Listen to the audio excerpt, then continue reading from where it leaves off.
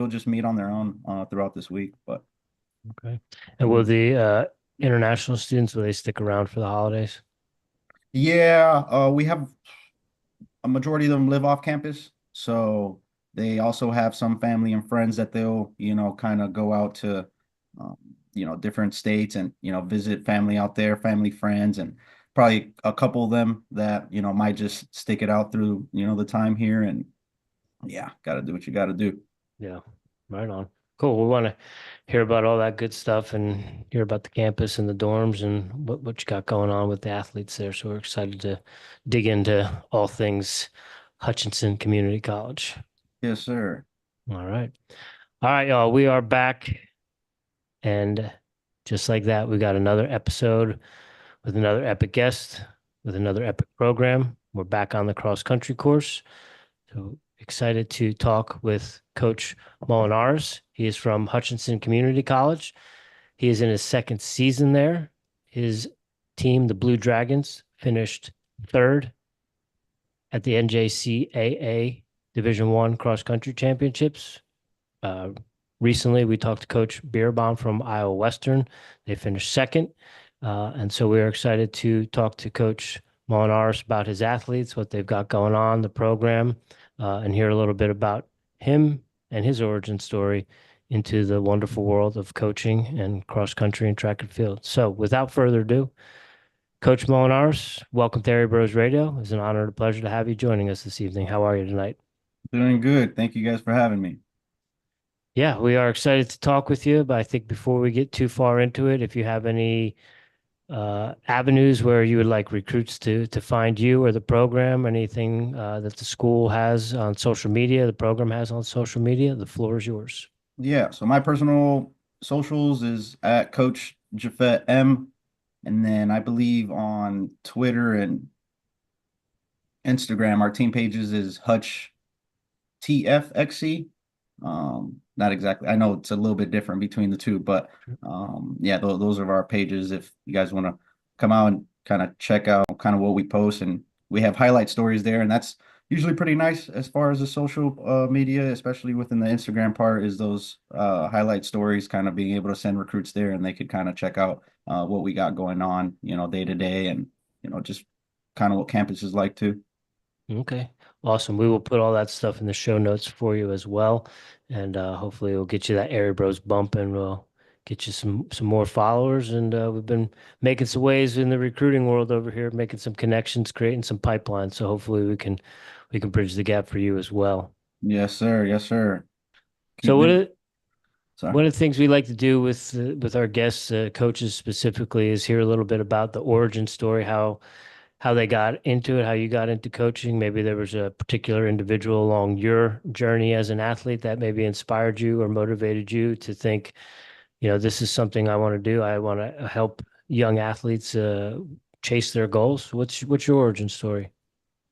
Yeah, so really from a high school coach, club coach, he was really young at the time as well. I believe when he got the job, we had several high school coaches throughout our, my high school time. And really two coaches, three. I was really there for two of the three, but at least within my class, there was definitely some, coaching changes. But yeah, Danny Aguas, he's still coaching out there. He has his, pretty big track club now that, at least when I was running with him, he had just started it a few years prior, but now, I mean, it's booming, has great individuals, and, it's not just distance now. I see he has, all event areas, but yeah, I think with him, I'd pretty much we'd have our high school practice and I'd just stick around with him and go out with him to his club practices in the evenings. So, I just go out there and help out with his youth practices, and that's where I kind of started enjoying, at least the impact one can make within coaching. And then I believe throughout time, I still wasn't sure. Like I liked it, but I just, I don't think out of high school, I was just like, oh yeah, I'm gonna become, a coach right away. So I think throughout time within the coaches that impacted me in college and seeing at least the characteristics and personality I had, I thought, I could probably be a pretty decent coach. And especially the way I looked at the sport and, just training and the day to day, as an athlete, I thought, not that I thought I could be pretty decent is after a while from, just throughout those years. So yeah, that's how I got into coaching, I'd say. All right. And I think, like a lot of people, myself included, we get into coaching for, like you said, the passion of helping other individuals chase their goals, kind of maybe the physiology sometimes for some people, the science behind it, the art of it. Yeah. And then when you get into that world, into to that upper echelons of, head coaching, you realize that there's quite a few different things that need to go on other than like the X's and O's of Yeah. practice.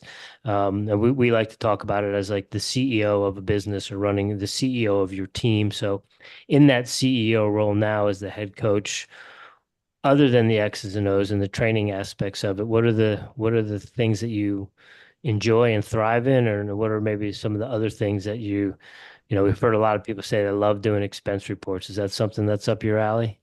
No, no, no.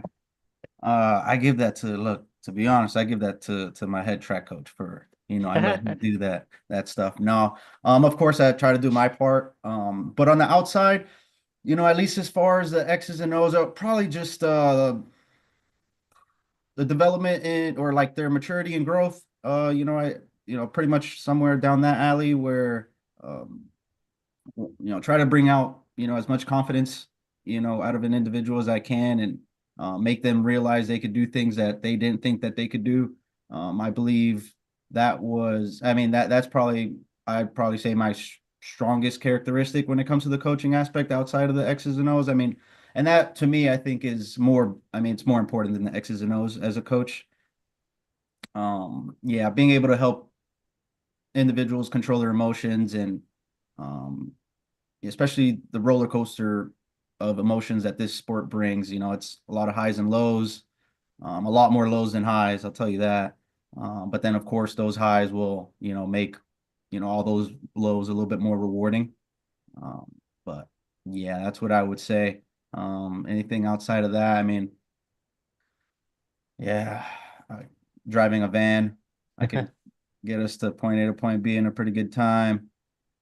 Uh, yeah, Have you gotten any speeding tickets? yeah, not, yeah. Uh, yeah, I wasn't gonna lie or anything. Yeah, I try to be as transparent and vulnerable as possible. Um, yeah, no, that definitely got a few. Honestly, had a few several years ago, and I won't say few. I think it was one, but that one was, a little fast out in the highway. Nothing crazy, dangerous or anything like that. I believe it was like an 85 on a 75. I think it was something like that. And honestly, once I first got here, I wasn't even able to drive a school vehicle, unfortunately. Um, and that was just for a little bit of time, though, once that, time kind of passed by. But yeah, interesting question. But yeah, you got me there. Coach, you said you like help developing, the mental aspects of running and helping with the highs and the lows. And unfortunately, with the sport of running cross country, there's more lows than there are highs.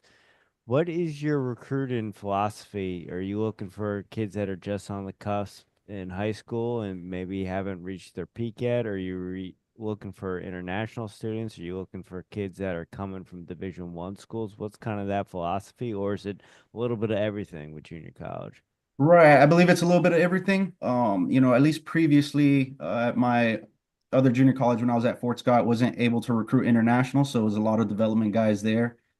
And then here, I'm able to get a little bit of everything. Fortunate enough, we got the resources available where we can go after some internationals. So us wanting to be competitive, want to be competitive on both sides, men and women, you got to have some internationals there. It's pretty hard without them. I know, and that's where I give lots of props to, teams like Salt Lake that don't necessarily have many, but get the job done. But yeah, of course, being able to get some internationals that can make some impact right away. But when you look at the high school level, yeah, I'm very big on like training history and what the individual's done before they get to me. I've had individuals that run some decent marks, but they've only been running for a year and, or maybe 2 years. And then some coaches are, don't even offer or look that way. I'll look at those individuals, whether it's because they play multiple sports or whatever the case is. But, if they got, if they're running, too flat, but, don't necessarily have that much training under them, only been running for a year or two, yeah, I'll probably, offer and, try and go after individuals like that. I've definitely had some pretty good cases there where individuals come in with some decent marks and within a year or two, run some really great marks, run some really, really great marks, individuals that go from whether it's like 150, 203 to 153 in a year. Had individuals go from 154 to 148 within a year. So it all depends, but yeah, a little bit of everything pretty much. And the majority of kids that come through your doors, what is their reasoning for going the junior college route? Rich and I both have different reasons. He was kind of in between schools. I had no other option besides junior college. Do you have, Same. yeah, Yeah, me too. Didn't have too many options yeah. besides junior college. So that was my story for sure. But a little bit of everything, same thing, whether it's some individuals where it's like closer to home. We have a lot of great academic majors and careers that individuals can kind of go into. So there's a lot of individuals locally that that are really good talent too that will just come out, a lot of it just because of the academic, whether it's fire science or something, nursing, things in that nature. But yeah, whether it's affordability, whether it's needing time to develop, whether it's not being able or getting over not being in these D1s as radars or whatever the case is, just a little bit of everything. That's the nice part that you'll get here at junior college is everybody's got the same end goal for the most part, trying to get onto that next level. But then everyone's just at different levels on, what they're needing and where they're at the moment, whether it's like some individuals are like, well, like kind of how I just said, where some are needing more time academically, some are needing more time athletically, some are needing more time, just maturity, where, coming to college, 18, 17, 18, 19 years old, you go from living at home, with parents are able to help you out every single day, meals, preps, all those things to now you have to do everything on your own. So that part, is usually a pretty big component where it helps these people adapt and get ready for that next level. That way they know what to expect. Yeah, like Jimmy said, we both kind of had different reasonings for going JUCO, but I think you hit the nail on the head. Where from a maturity perspective, I think we both, benefited from that in terms of maturity and had that opportunity to grow a little bit. I'm also curious.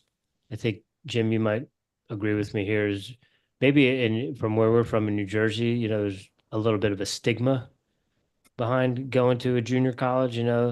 Where I think in like Iowa, Kansas, some of the places where they have these big uh, community college systems and these great athletic conferences and stuff. It's maybe not as much of a stigma, or something that people, they don't turn their nose down to it. It's like this is a step in the ladder of maturity and getting your feet under you, maybe figuring out a little bit at a more affordable rate what you want to do with your life and with the major. Would you say Right. that's kind of on par?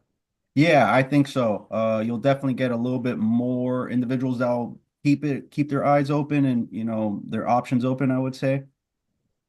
But of course, you'll still come across those individuals that are just like, no, not going junior college. And I'm okay with that. I tell individuals all the time, if they let me know right away, whether it's like, hey, whatever your reasoning is, you don't even have to give me a reason to be honest. Most times I'm not even asking why, I'm not asking who else you're looking, if you let me know right away where it's like, yeah, not interested, thank you. Transparency is everything, like I said. But for the most part, yeah, I think around here where there's so many junior colleges and people see how competitive it is too, especially within Region 6. So it's not like, oh, you could look at, these other D2s or NAIs that are in our same state and, say anything because, we're just as competitive as, all divisions across the board. So you'll get more people that are a little bit more open to it.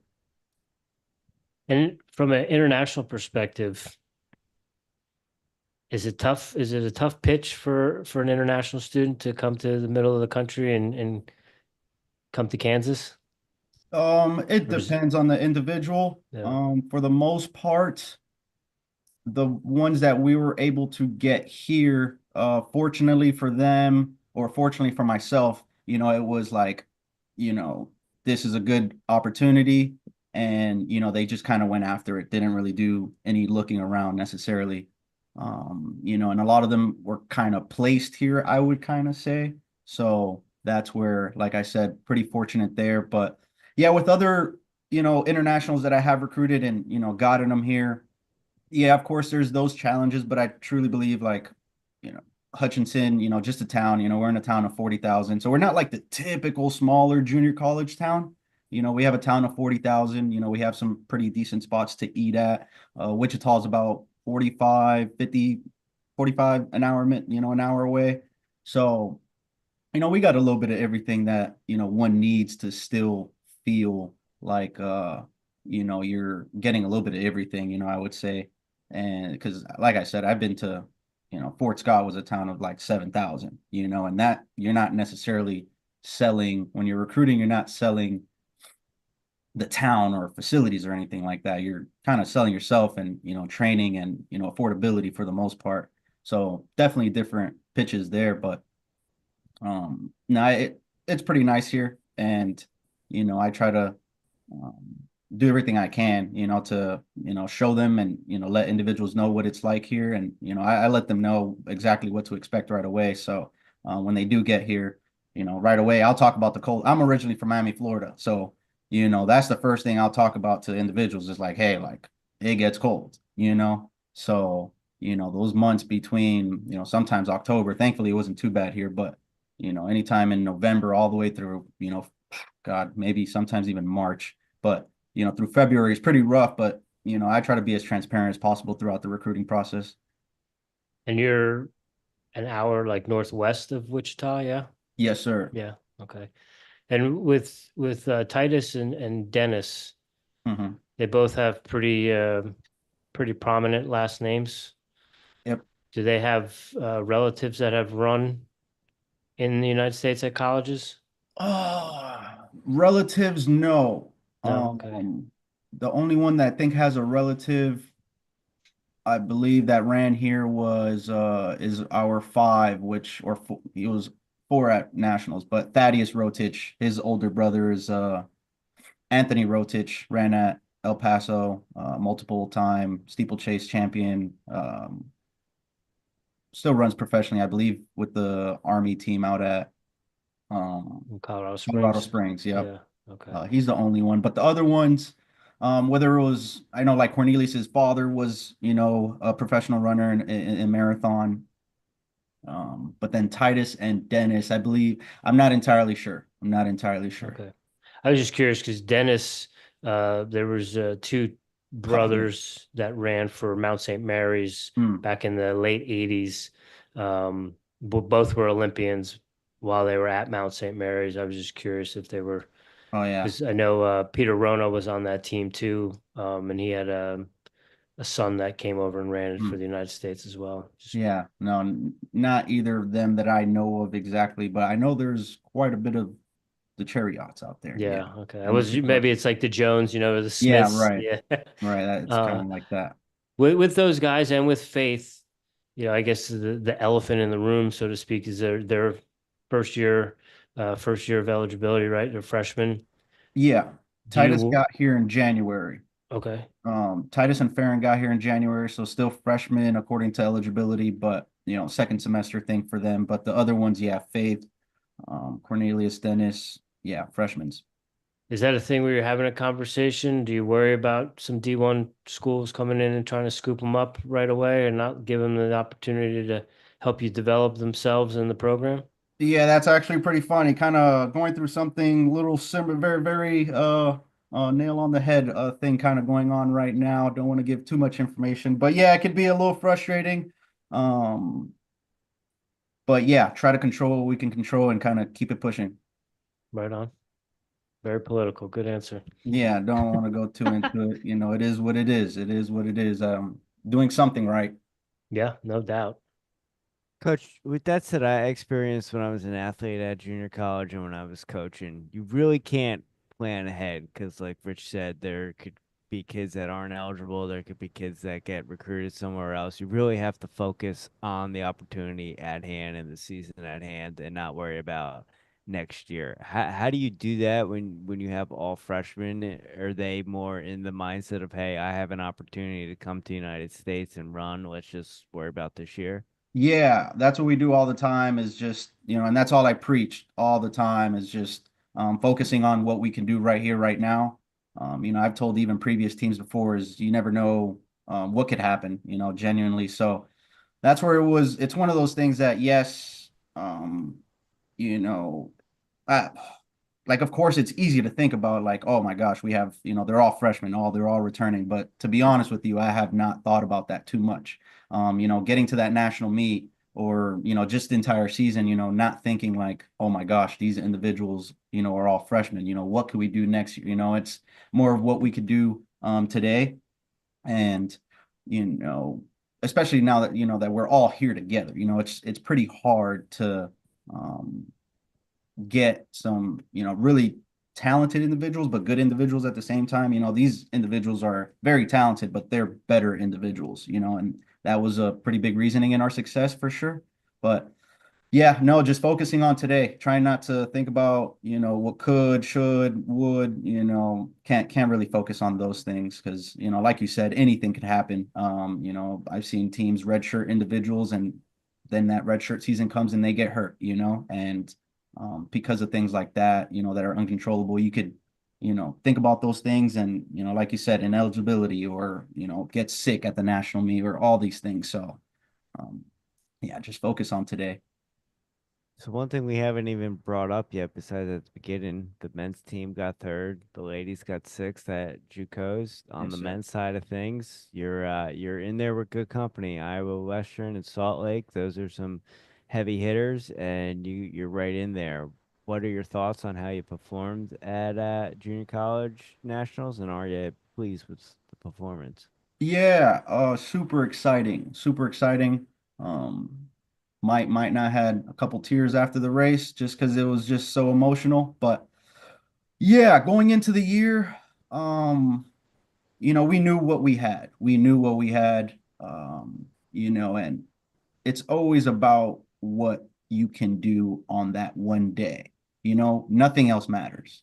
And we're in a situation where junior college is pretty nice where, it doesn't matter what you do in the regular season, doesn't matter where you go, where, I know with D1, you got to go to these meets and you got to beat these teams and, that we could get at bid, and at large bid and you got to show up, you got to show up, you got to show up and, get through these qualifying places. But for us, we're pretty fortunate where, everybody kind of gets to go to nationals. So for us, it's always been what can we do at the national meet? So we always put all our emphasis on, that national meet. When we went through, the entire season, it was a lot of ups and downs, lots of ups and downs, especially within the guys where Farron, our number 4, couldn't put the pieces together. Thaddeus, 5, he got here really out of shape just because he couldn't get a lot of training in. Especially with these internationals, a lot of them will have to travel, from Kenya to go to another country for another embassy. And I believe he went to 2, 3 different locations before he got here. So he didn't train for about 5, 6 weeks before he got here. So extremely out of shape. And so once we knew that, those 2 individuals would eventually, have something click. And, of course, as a coach, you just never know when that is. But thankfully, yeah, we're very fortunate, men and women's side for sure, where we got everybody firing healthy, all at the same day. And that's just the hardest thing possible. Everybody has something going on, whether they're sick or this person's hurt or this person missed this much amount of time. Um, and then like I said, just those emotional roller coasters, right? Where you will see it all the time. And I've seen it, I won't say too much into it, but you'll see teams that are just so raw throughout the regular season and, doing great things. And, once you get to the end of the season, it's pretty hard to keep that same energy, So a lot of these individuals, on their way down from, however they were doing in the season. And you could kind of see a lot of those teams that kind of got there and just didn't fire the way they were supposed to on paper. And yeah, fortunately for us, we were able to have that good day. And yeah, the guys finished, third, pretty nice. It, it's pretty mixed emotions because it's very easy for me to sit back and be like, so close to second place, like, but genuinely, I mean, Iowa Western's a heck of a team. And, for us to, I think of the preseason rankings, we're like ninth, I think week one of preseason ranking, we were ninth. So to finish third, even going into it fourth, but those rankings don't necessarily matter. Again, like you got to show up that one day. But yeah, super exciting, super exciting. Yeah, to your point about the rankings, I always used to, when I wrestled and when I coached, it was always, don't look at those. Those are Hmm. crap. Because I remember the junior college rankings like never had me ranked, and then you're picking those kids off in the postseason. You're like, oh, you were ranked all season. I'm not. So Mhm. I feel you there, coach. Yeah, it's something that could be your biggest strength or your biggest weakness, depending on how you look at it. So we try not to look at it too much, of course. It'd pop up here and there, and it's like fifth and fourth, and we're looking at it and it's cool, but don't talk about it much. We don't talk about it much at all. Yeah. That's why you run the races, right? If your Yeah, rankings you mattered gotta. that much, you wouldn't even have to run. But we get out there and we toe the line every time just to see if we can prove them wrong or prove them right, Yeah, depending on exactly, the day. 100%. With the internationals and the locals and the homegrown kids, what's it like with the chemistry, especially like with the firepower that you have? I know sometimes, at least for me as an athlete, sometimes having a couple, studs together, that can be it can be a recipe for disaster. Everyone's trying to be the alpha, or the easy runs turn into races and workouts turn into races, and then come Saturday, everyone's shot because of what they did during the week. Yeah. Do you have to rein them in a little bit? Do they work well together? How did all that play out? Yeah, they work really well together on the guy side. Um, Pretty much like you said, you have a lot of internationals, and kind of what I'll always say, especially with these individuals, is, they come from some rough times, where, whether it's growing up was pretty rough or just not as fortunate in others. And, so when they get here, they understand life, they understand life, the game of life, they understand that. And, you'll have these local, American in-staters, out-of-staters, whatever it is. They're just excited to be around these individuals. It's just like, you'll see it, like, you're watching the Olympics or whatever it is, and you see these Kenyans running, it's the same thing. You have these teammates that are, relatively speaking, pretty similar, where it's like, these guys are pretty good, and or girls are pretty good, and you want to be a part of that. But yeah, for us, it's exciting. For me, it's exciting as a coach because, these individuals definitely, hung out quite a bit, and they hang out to this day, quite a bit outside of, just the running. So when you have a bigger purpose than, trying to run for yourself, and, everybody puts emphasis on that, where it's like, trying to come together, more and more every day. And, that kind of, they all build confidence off of that, and, have confidence amongst each other. So, yeah, chemistry is pretty good, to be honest. Like I said, you haven't, once you have both, at first, it's just like any other family, you're just kind of nervous. You don't know what to expect. But after, throughout time, yeah, I mean, they got pretty close, to be honest. It was, sometimes we see with internationals coming in, sometimes there can be a language barrier. Was that an issue, or is that an issue? Uh, Not too much. I mean, Yeah. especially in Kenya. I mean, some can be where it's a little broken English for the most, but for the most part, you know, they're taught English, in Kenya. So for the most part, no, it's pretty well. And I let it be known where it's just like right away. And, some of them will try and, talk softly, and, they'll like sometimes act like they don't know what's going on. And I just like, snap them right out of it. Like, dude, this is how it is. We're not getting babied, none of those things. So, yeah, they got that message very, very, very quickly. All right. And one of the things we've heard from a couple of the coaches is that probably the biggest issue with the transition from, whether it be Kenya or another country in Africa or from Europe, is the difficulty with the diet and the food coming over here to America. Have you experienced the same thing with your athletes?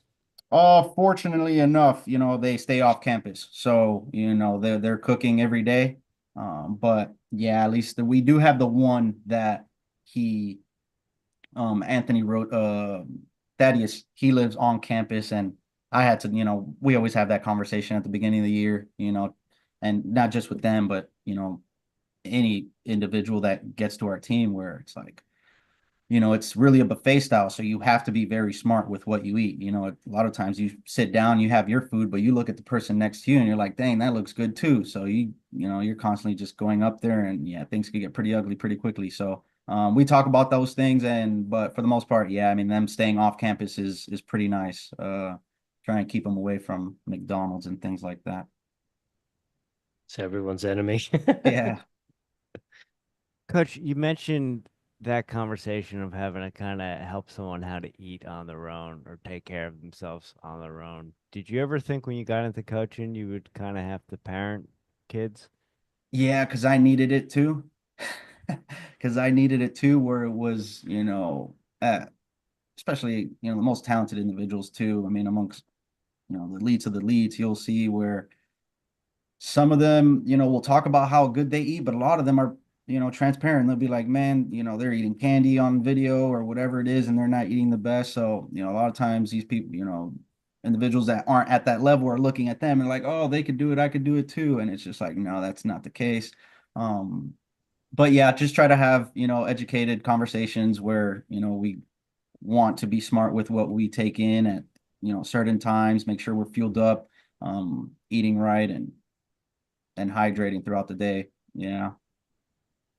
Coach, you mentioned that some of your athletes live on campus, some of your athletes live off campus. What is the student life like at Hutchinson Community College? And anyone listening to this podcast, what can they expect when they come and visit the campus?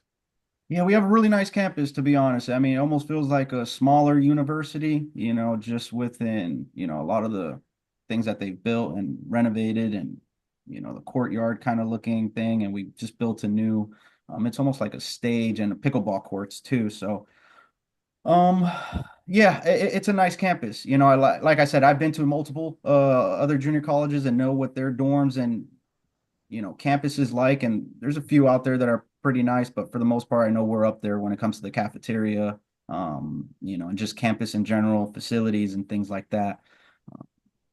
But yeah, I mean, to be honest, it's, as far as the dorms and things like that, it's just your traditional regular dorm that you're going to see at any other college, to be honest, nothing special. Coach, I know you're a proud graduate of Iowa Central Community College. How does it So, compare to Fort Dodge? not as cold, even though it's still cold, but not as cold. I'll tell you that. I definitely had a few bad experiences out there. Oh my gosh. Did you But go from Miami to Fort Dodge? yeah, right. Yeah. Just Wow. yeah, right away. Just straight on a plane, got there, and thankfully it was warm when I got there in the summer. But Do you know um, Omi Acosta? uh, no, who's that? Didn't he wrestle at Iowa Central Gym? No, he went No, to he was at that NAIA school in I thought he Iowa, was JUCO before that. No. not I Iowa know we Central. had Okay. John Jones went to Iowa Central. Yeah. Yeah. Kobe Covington went to Iowa Central. And one more, I forgot his name, but yeah. Yeah, I was just curious because Omi he's a head wrestling coach at Life University. Okay. He's a Miami guy, but he went out Uh, to he graduated from Grandview there you in go. Iowa. Okay, and that makes sense. So yeah, I had a couple friends of mine. They went to middle school together, and I remember when I got to Iowa Central, he was a senior at Grandview. Okay. So it makes sense where, and he wasn't the only one from Miami, so that makes a lot of sense. Okay. Small world. Yeah. Just get smaller as we get older. Yeah.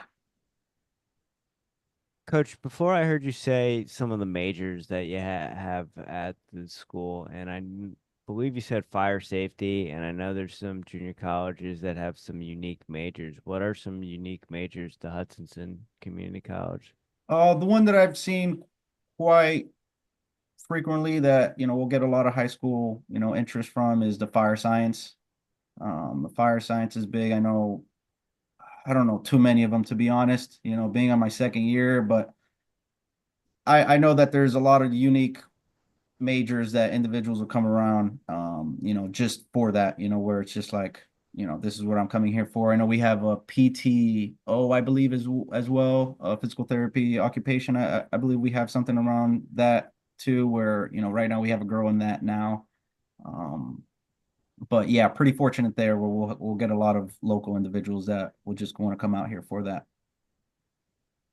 You mentioned this being your second year. Rich had mentioned, and you had brought up that you're from Miami. What do you think the long term is? Are you JUCO for life? You staying in Kansas for life, or are you trying to get to someplace bigger and better? Yeah, man, I have no idea. I never knew. I never thought I'd be here, to be honest. I still haven't thought that far ahead where it's like everything is about the fit, right? Having the peace of mind where, I've definitely gotten some offers at some other, higher level, whether it's Division 1 at, might be certain school, but the peace of mind where it's like,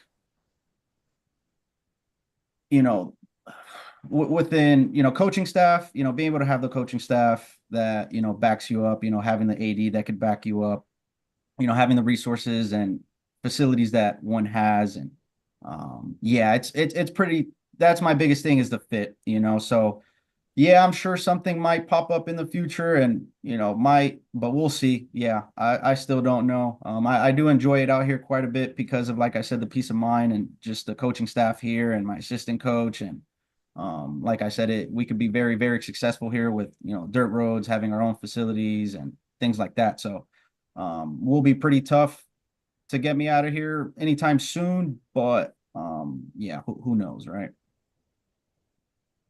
Those palm trees come calling. You never know. Yeah, so yeah, who It's all it knows? takes is one rough winter. Yeah.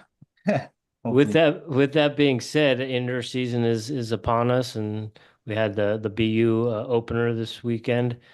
Had some fast times, and you guys are gearing up coming into the holiday season. How is the transition to indoor coming along for you, and how is I guess the transition from the warmer weather to the winter going for some of the newer international students who might not have ever seen or experienced snow? All right. So thankfully it's not too cold right now. I mean, in the mornings and nights, probably drop into the 30s, but throughout the day it might be, 40, 50. And, it's been like that for like the past few weeks. I think it gets really brutal in late January, early February. It kind of gets pretty brutal out here, but yeah, I mean, when it comes to training, nothing really changes too much from cross to now. I mean, I might sound crazy, but we don't really change too much. Yeah, we'll get into a little bit more specific work, but that won't come until later on. But for the most part, we're sticking to the basics and doing it at a high clip. So as far as training, nothing really changes too much. Just trying to get everybody healthy and staying healthy. I think that's always the main battle. Yeah. Especially now, a lot of coaches now that know that this time between seasons and the off season, it's very important. And sometimes individuals might be able to or might be trying to chew off more than you know than they could bite. So you have to be very smart, within this training throughout this off season. And especially when you're picking your races too, you have to be very critical in what races you want to race. I'm very big on training over racing. So, we don't race too much in comparison to a lot of schools. Um, you know, so yeah, try to do everything we can, like I said, to do what it takes to be ready at, our championship postseason races, So yeah, definitely an exciting time though. Indoor is always fun. It's very electric. I love outdoor, but indoor, it's just a different feel. You get all these teams, and especially at the junior college division when you have so many different countries representing, and you have all these flags in the and all these teams in the stadiums, and they're just banging on the walls or banging on the bleachers, and it's just so loud. So it's always so exciting. Very excited for this year. We'll have our national meet at Texas Tech. Love that place. So yeah, indoor will be exciting. Now, besides the postseason, do you have a meet or two where you're going to kind of pinpoint and maybe not peak for, but like, hey, we're going here. It's a bank track. It's a good surface. We're going here with the intention to really lighten it up. Yeah, 100%. It's always and again, it's for us, it's a little bit easier. Like our first two meets don't have a 5K. So obviously, we're going to put a good amount of emphasis on that first 5K, first meet that we can do a 5K at. So that's kind of something that we'll kind of, pretty much like you said, is, circle that day, kind of go after it there, and then trying to get a qualifier, trying to get into the faster section, and then try and just do a lot of maintenance work and, sharpening up to that championship meet. So Is there a kind of, good bank track in Kansas? yeah, we have. That's the KU? one thing we're very fortunate with out here in Kansas is all the indoor facilities that we have around us. Hmm. So just in Kansas, you know, especially the meets that, or schools that host quite a bit, Washburn, Washburn's right there, 200 banked. That one is actually a replication of what Texas Tech has. So, Okay. really nice facility where it's a 200 banked, and then you could just literally like walk right next to it is the huge turf field for football. Um, the Pitt State's a 300-meter track. Mm. And then is it Northwest? Uh, what is it? Northwest Missouri State. Sorry, the Bearcats. They have a 300-meter track as well. And then, yeah, I mean, so between those three, we usually rotate just between Pitt and Washburn. So we get some pretty nice facilities. I know back in the day, I mean, even for myself, I mean, and I'm, still younger, like to think, but we used to run on, the 200 flats, and we used to go to Kearney, and Kearney's like a 160, 180 track, just flat. So sometimes you have individuals nowadays, they'll, of course, everyone's going to complain about something, but they're like, oh, we're tired of going to Washburn, tired of going to Washburn. It's like, man, you don't understand what you have here. Like, you'd be running, on a flat 200 bank where, your toes going that way and your ankles going that way, trying to Hmm. kick it in the last whatever. And yeah, so we're pretty fortunate out here. And that helps out a lot when it comes to the travel.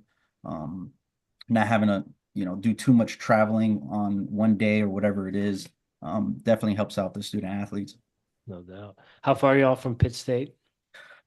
3, I believe it's 3, 3 hours? right at 3. Okay. We've had Um, Coach Rutledge on before. yeah, he's got a great thing going out Yeah. there. Yeah, it'd just be funny to, oh, we got to run on an oversized track again. Yeah, I think it's an amazing track. Enjoy it quite a bit. Um, yeah, you just never know. Every athlete responds to these tracks a little bit differently. It's kind of hard, you get the taller individuals on the Sure, tight curves, and oversized kind of helps out. definitely. Coach, you mentioned some of the weather. How do you guys train for indoor? Do you have a facility inside that you can get in, or are they outside all the time? No, we're outside. If not, they're on treadmills. Put that bad boy on 1% incline, and uh that's about it. Try and just do what you can. Last year it was pretty rough where we probably had 2 weeks where we couldn't meet. So it was just honestly all on them. There's nothing that we could do. Couldn't take them out to dirt roads. Those were just done up, really bad with, you know, all the snow and mud. So yeah, no, treadmill. If not, we're going outside. So with kids having to train on treadmills and maybe not under the best conditions, how do you kind of combat that mentality of, hey, we don't have the best conditions. I want you to go to perform at your best. You may not because you're not training under the best conditions. Let's just get through this. How do you kind of Yeah. combat Well, that? yeah.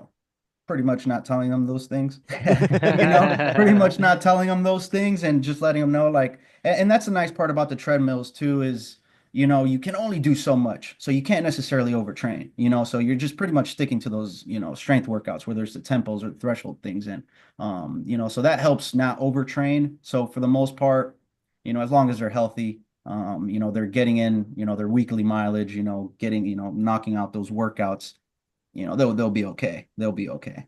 That's all I let them know is, we'll just, and, they know that a lot of times is, we'll go into these races on our B game or whatever it is. And, there's no excuse though. You got to show up and you got to try hard. Coach, you mentioned the magic word Yeah. threshold. Do y'all dabble in double We dabble with a lot of threshold. Yes, not the double threshold. It's it's definitely a unique thing nowadays where, everybody's, on it and things like that. But no, at the junior college level, it's pretty hard. It's a challenge, a lot of these teams that do it, I mean, I wonder what the number is on them doing it right away to freshmen, and it's like for us, you know, kind of, looking at what other coaches do, of course, without, within the threshold things. And, for us now, like, I don't see a reason to double threshold if we're not even up to like 8 to 10 miles worth of work in one day, so there's no need for it. So yeah, we threshold a lot, we do threshold quite a bit, but we just won't double. I think that's something that I would love to try, but at the same time with junior college, you only have these individuals for 2 years, so you don't have time to experiment, you know, and yeah, no, no, not the double. I'd love to though. I'd love to, but maybe in the future. Yeah, it's a razor's edge from being right on the rivet and going overboard and risking an injury. So, like you said, 2 years, you got to maximize the time. And, Right. you almost want to, you'd rather be, 10% undertrained than 1% 100%. overtrained. Yeah, exactly. And yeah, so that's why we stick to a lot of the threshold though. You're able to do a lot of volume without, overdoing it. And yeah, I mean, it's fun though. You kind of see it. I mean, there's obviously so many ways to train individuals, and everyone's just so caught up in the Norwegian way now. But at the same time, you look at all these other individuals that are just as successful at the national, or international level. Those top individuals this year at the Olympics, don't double threshold, So yeah, it's fun though. Definitely a fun topic. If Yeah, it's anybody, if anybody out there wants to teach me more, especially on the only thing I'm kind of nervous on is just um the testing part. It's interesting. I just don't know enough information on it, but yeah. right on. Yeah, I mean, I feel like I wish I would have known more about threshold or maybe been a little bit more open to it when I was a high school student or a college athlete. I think everything was just all right. I got to smash so that I can get faster, and I've got to run faster to get faster, and and then that turns into my easy runs not really being easy, and then my hard runs not really being hard enough because I haven't recovered from my my recovery runs. Right. It's like this vicious cycle. Yeah. Pretty much have something similar where for myself, same thing. Once I left junior college, it was to Fort Hays State, and at Fort Hays, it's definitely a lot higher volume, lower intensity, pretty much a lot of threshold and, backing off. And it was hard to buy in. I'm not going to lie. It was hard to buy in. He was just like, yeah, you're only doing this amount at just this pace. And yeah, I mean, at first it was pretty tough. And then after a while, I'm just like, well, I'm already here. Might as well buy in. And that's when I finally bought in my senior year and had a pretty nice breakthrough. And it was crazy because, easily trained. Um, the training was easily, like, literally the easiest I've ever done in all my training career, like all of high school and all of, college, you know, easiest training. And I still had the biggest breakthrough, so that's where I try to use that amongst, my training on the day to day. Sometimes you got to slow down and go fast. Yeah, some of them don't understand that, but they're all right with it. Right on. Coach, is there anything about the team or the college that we haven't touched on that you want the audience to know? Um, yeah, I mean, we got a great thing going, and if you look at, I mean, Hutchinson in general, previous coach, Justin Riggs did, amazing things. And, I give him a lot of credit for, what we did, what we are doing now. But yeah, I mean, if you look at Hutchinson in general, as far as just across the board at, all sports, very, very competitive. And so when you're going to get here, yeah, I mean, it's high standards, high expectations, but, you got time to develop and be yourself here, and that's the one thing that I try to get everybody to do is just be themselves and do everything they can to develop and run fast. So I know we're here to talk about the Hutchinson Community College track and cross country program, but you mentioned all sports are good. How is the football team? We know you got Kansas football. You got a good football team there? Yeah, football team's legit. They just won their semi, so they're going to the national championship against Iowa Western. Seems like it's always Iowa Western and Hutchinson at the national championship. Last year they fell short, and I think they lost in the semi, so they didn't even make it. But yeah, Coach Drew Dallas, great individual. Gosh, I probably he's been here probably since I think 2020 or something like that. But since he's been here, I think he has two national championships, and I just saw the picture the other day. I think within his time here, or maybe the last 4 years, I think he only has maybe four losses. So yeah, no, they're really good, really good. They pack out the home games. Yeah, Yeah. it's pretty nuts. Friday Rich, night you got lights Uh, or Saturday afternoon Saturday, lights? yeah, it's like Yeah, Saturday, yeah. right on. I never caught. I don't like being out there at night. It usually gets pretty chilly, so I've only caught a couple of the noon games. Do you get to go home for the holidays? Yeah, yes, sir. Go out, visit family. It's always a nice reset. And then fortunately for me, that's where it's like home is Miami. So Hmm. that's where it's a little nicer when it comes to the getting away from the cold. It's So probably a nice spring break trip too. Well, I guess you got track usually. yeah, last year I was pretty fortunate. Nationals was at Gainesville. So Mhm. right from Gainesville, my dad had picked me up, kind of stayed there for a few days and then just flew back. Um, and then yeah, usually spend a few weeks out there in the summer as well, right before season starts. Usually, like I said, just use it as a reset Yeah, recharge the and batteries. yeah, reset and kind of just get back to it. Nice. Now in the, I got one last one, Jim. In the summer season or summertime, will the internationals, do they stay in the States or do they go back home for a month or two? A lot of them will usually stick around in the Yeah. States, whether, like I said, kind of similar to winter break where, they'll either go visit family, friends at another state. But no, a lot of them usually won't head back. It's very expensive. It's almost Yeah. like probably like up to 2 grand for just a one way. So usually a lot of them will just stick out here. Right on. Final four, Rich? Let's do it. All right. Coach, are you a coffee drinker? Yeah, How do you brew your coffee and how do you take it? black, All right. black, straight. Yeah. Coach, do you have any daily practices or rituals that you do on a regular basis to show up as the strongest version of Jafet Molinares? I'll probably play the game a couple hours a night. That's about it. All right. Well, we just had someone on. They played Call of Duty and Fortnite. What do you play?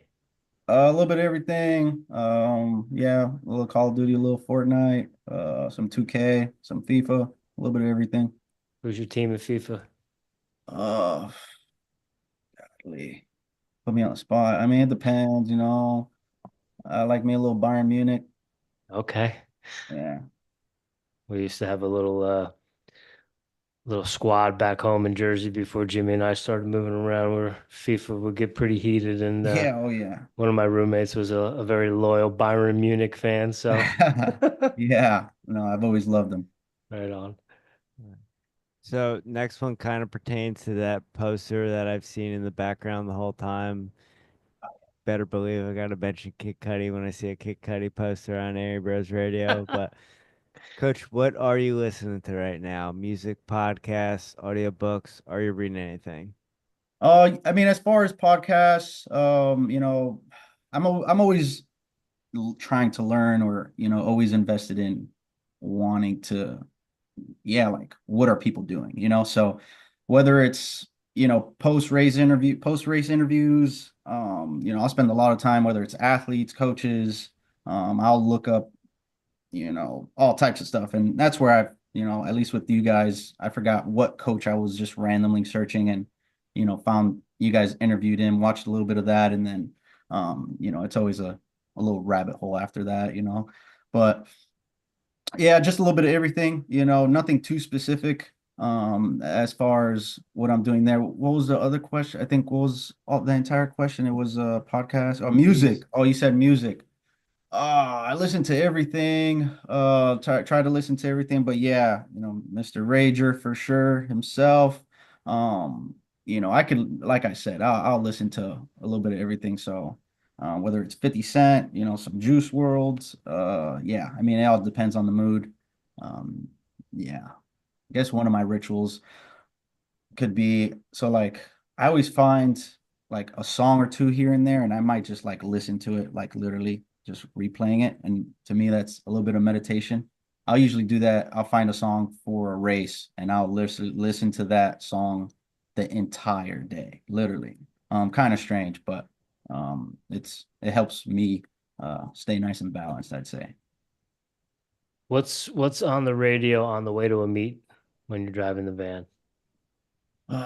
Usually everybody has their headphones in, so at that point, yeah, I could listen to almost anything at that point. Usually I'll let my assistant coach go ahead and pick something, but um on the radio, try to listen to you guys, man. There you go. We Yeah. appreciate that. Well, yeah, and coach, I want to say thank you because when you said, "Oh, you're looking for one coach to see what his thoughts were after a race or something," you found them. That is why we do this podcast. Yeah. We are our track and wrestle nerds, and we want, when we were coming up, there wasn't outlets like this. We couldn't look Right. like at a junior college and listen to a coach. So the fact that you said that, thank you very much.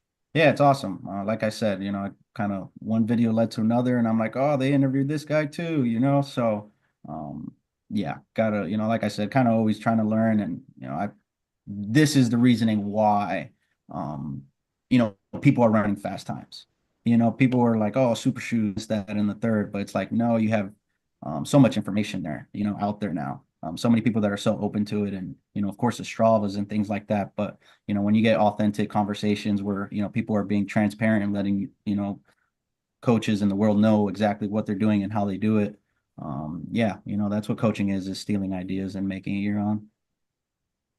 I always tell people when it comes to coaching, I'm not inventing or reinventing the wheel. I'm just giving you my version on how to change a flat tire. Yeah, that's exactly what it is.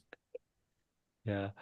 Coach, that's what we got for you. It could be anything, food, music, maybe a beverage, maybe you're a Swiftie. Do you have a guilty pleasure? Gosh. Yeah, probably like Red Bulls. Probably Red Bulls, I'd say. Um, You have a go-to flavor? yeah, this one right here, the coconut berry. Um, Coconut berry. All right. Coconut berry, yeah. Yeah, I'd probably say that. Where it's like, I know I probably shouldn't be drinking them too much, but as long as I go to the gym and I drink enough water, I feel like I'll be all right. Does that impact your sleep at all, 7, Mm. 6 o'clock at night? Or are Not you just getting usually. ready to game after this? Yeah, probably play a couple games and then yeah, I'm usually can fall asleep pretty easily. So Good for you. yeah, fortunate there. Yeah. I'd be up till tomorrow morning. Coach, thank you so much for your time and letting everyone know what you got going down at Hutchinson Community College. Really appreciate it. Thank you so much. Yeah, no, thank you guys for having me again. Yeah, coach, it's an honor and a pleasure to chat with you, hear a little bit about the program and the athletes that you got. And, one of the things Jimmy and I, we love doing this because of the connections we make and the friendships we've created along the way, but it also gives us more people to root for. So we will be rooting for you and the athletes indoor, outdoor, and then moving into cross country into the fall. So thank you for your time, and we do appreciate you. And best of luck, and have a happy holidays. Yes, thank you. You guys as well. Awesome. All right, y'all. That is it for this evening. We're bringing you 2 epic episodes this evening. We will be back next week. So we will see you before the holidays. Maybe we might have a little Airy Bros Christmas for you. You never know. Stay tuned next week. We'll see y'all. Thank you. Have a great night.